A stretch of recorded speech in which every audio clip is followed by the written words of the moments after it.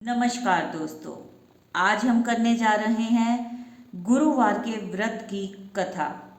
देव गुरु बृहस्पति को बुद्धि और शिक्षा का कारक माना जाता है। गुरुवार को बृहस्पति देव की पूजा करने से धन, विद्या, मान सम्मान, प्रतिष्ठा और अन्य कई मनवांछित फलों की प्राप्ति होती है। धार्मिक ग्रंथों के अनुसार गुरुवार को भगवान बृहस्पति की पूजा का विधान है।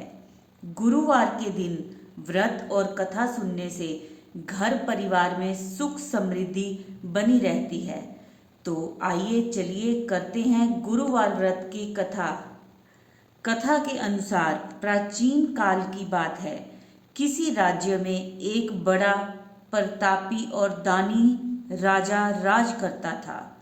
वह हर गुरुवार को व्रत रखकर दीन दुखियों की मदद करके पुण्य प्राप्त करता था, परंतु ये बात उसकी रानी को अच्छी नहीं लगती थी। वह ना तो व्रत करती थी और ना ही दान पुण्य में विश्वास रखती थी। इतना ही नहीं, वह राजा को भी ऐसा करने से मना करती थी। एक समय की बात है, राजा शिकार खेलने के लिए वन गए। घर पर रानी और दासी थी।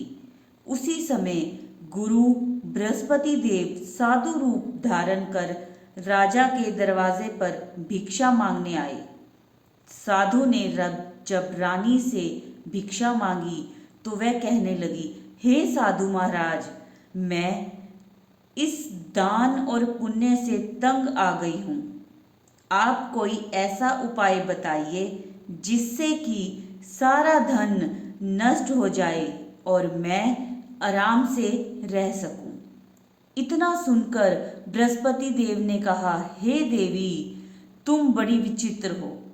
संतान और धन से कोई दुखी होता है?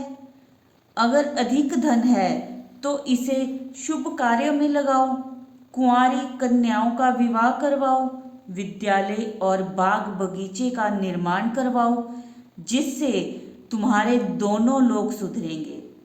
परंतु साधु की इन बातों से रानी को खुशी नहीं हुई। उसने कहा कि मुझे ऐसे धन की आवश्यकता नहीं है जिसे मैं दान दूं और जिसे संभालने में मेरा सारा समय नष्ट हो जाए। तब साधु ने कहा, अगर तुम्हारी ऐसी इच्छा है तो मैं जैसा बताऊंगा वैसा ही तुम करना।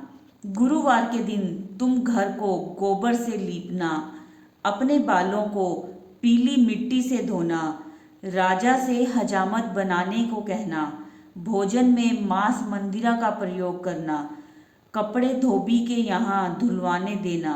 इस प्रकार 7 बृहस्पतिवार करने से तुम्हारा समस्त धन नष्ट हो जाएगा।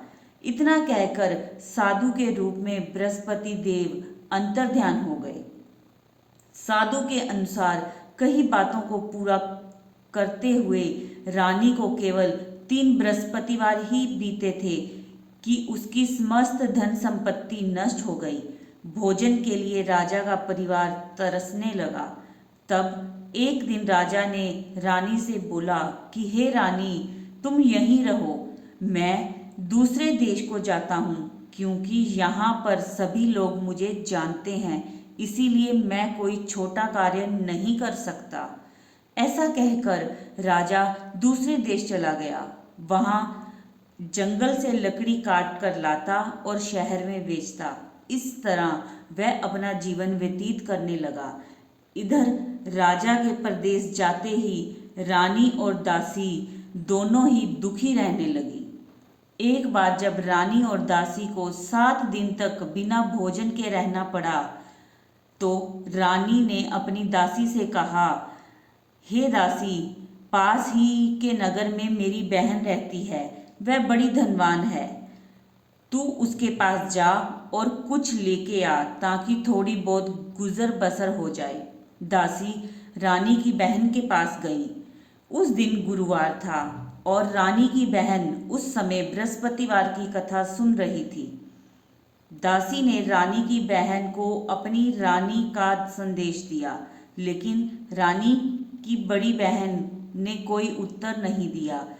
जब दासी को रानी की बहन से कोई उत्तर नहीं मिला तो वह बहुत दुखी हुई और उसे क्रोध भी आया। दासी ने वापस आकर रानी को सारी बात बता दी। यह सुनकर रानी ने अपने भाग्य को कोसा। उधर रानी की बहन ने सोचा कि मेरी बहन की दासी आई थी, परंतु मैं उससे नहीं बोली, इससे वह बहुत दुखी हो जाएगी। कथा के अंत सुनकर और पूजा समाप्त करके वह अपनी बहन के घर आई और कहने लगी, हे बहन, मैं बृहस्पतिवार का व्रत कर रही थी। तुम्हारी दासी मेरे घर आई थी, परंतु जब तक कथा होती है तब तक ना तो उठते हैं और ना ही बोलते हैं, इसीलिए मैं नहीं बोली। बताओ दासी क्यों आई थी? रानी बोली, बहन, तुमसे क्या छुपाऊं, हमारे घर में खाने को कुछ भी नहीं है, कोई अनाज नहीं है। ऐसा कहते कहते रानी की आंखें भर आई। उसने दासी समेत पिछले 7 दिनों से भूखे रहने की पूरी बात अपनी बहन को बता दी। रानी की बहन बोली, देखो बहन, भगवान बृहस्पति देव सबकी मनोकामना को पूर्ण करते हैं। देखो, शायद तुम्हारे घर में अनाज रखा हो। रानी पहले तो विश्वास नहीं कर रही थी, पर बहन के आग्रह पर उसने अपनी दासी को अंदर भेजा तो उसे सचमुच में अनाज से भरा एक घड़ा मिल गया। यह देखकर दासी को बड़ी हैरानी हुई। दासी रानी से कहने लगी, हे रानी, अब हमको भोजन नहीं मिलता तो हम व्रत ही तो करते हैं, इसीलिए क्यों ना इससे व्रत और कथा की विधि पूछ ली जाए ताकि हम भी व्रत कर लें। तब रानी ने अपनी बहन से बृहस्पतिवार के बारे में पूछा। उसकी बहन ने बताया, बृहस्पतिवार के व्रत में चने की दाल और मुनक्का केले की जड़ में अर्पित करें तथा दीपक जलाएं, व्रत कथा सुने और पीला भोजन ही करें। इससे बृहस्पति देव और भगवान विष्णु प्रसन्न होते हैं। व्रत और पूजा की विधि बताकर रानी की बहन अपने घर लौट आई। 7 दिन के बाद जब गुरुवार आया तो रानी और दासी ने व्रत रखा। वह घुड़साल में जाकर चना और गुड़ लेके आई, फिर उससे केले की जड़ तथा भगवान विष्णु की पूजा की। अब पीला भोजन की चिंता हो लेकर दोनों बहुत दुखी थी, क्योंकि उन्हें व्रत तो रखा था, इसीलिए बृहस्पति देव उनसे प्रसन्न हो गए। वह एक साधारण व्यक्ति का रूप धारण कर 2 थालों में पीला भोजन दासी को दे गए। भोजन पाकर दासी प्रसन्न हुई और फिर रानी के साथ मिलकर भोजन ग्रहण किया। उसके बाद वह सभी गुरुवार को व्रत और पूजा करने लगी।